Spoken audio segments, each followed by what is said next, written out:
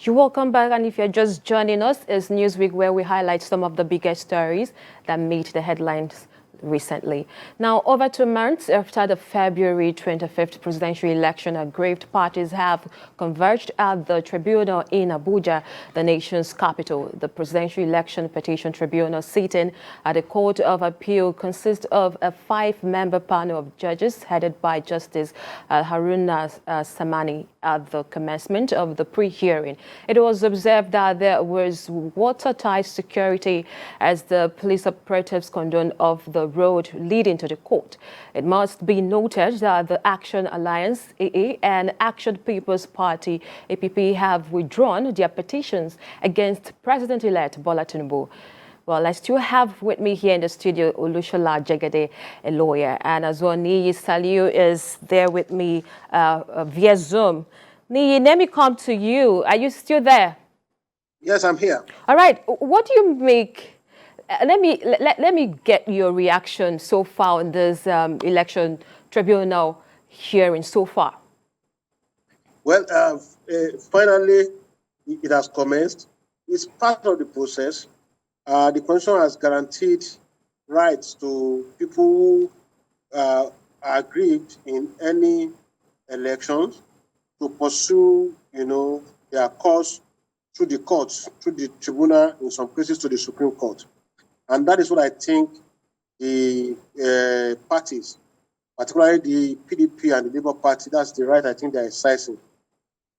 That right is guaranteed by the Constitution and the Electoral Act.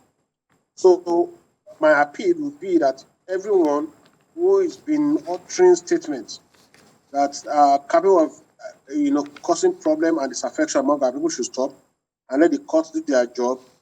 The principal actors are where they hope to get justice, and the APC is also there defending itself. So the matter is clearly and squarely off the hands of agitators, or electorates, and whoever. Is in the hands of the judiciary now. So let's wait and allow that process to run. Of course. So as far as I'm concerned, that is what it is.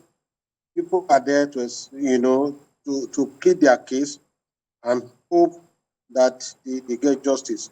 And the party that has won is also there defending itself to prove and showcase that he has won the election genuinely. And that has not stopped anything. And there's precedence. The president-elect will be sworn in by May 29. That is the law. And that it goes for all the people that have won election in states and the houses of reps and Senate.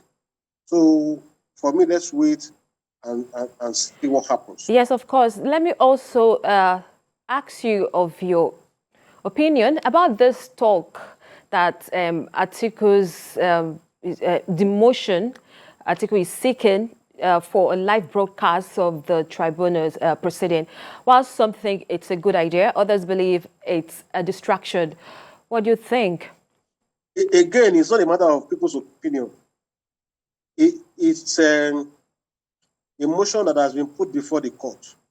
So the court, in its wisdom, will decide whether the matter is good for the public or should just be within the court. And when they are decided, of course, the people will know. And those who are interested can also attend some of the court sittings. You have seen that even candidates of the party, some of them have attended 1 or 2 sittings of the court.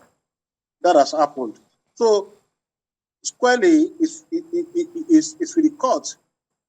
For me, whether it's shown live or not, it will be reported at the end of the day. There is social media, there are other media outlets that some of these, at least genuine and true position of things at every proceeding will be reported. And people who are interested, of course, can take advantage of those platforms. But if the court decides that, well, they want to show it live, for me, it's still okay. Justice will take its course. The proceedings will run through. It doesn't stop anything. So, except those who are really, who have the time to sit in from morning till evening or to stay glued to their TV, I think that is just good or want to wait, get the summary of what has happened, and that way you can follow it genuinely.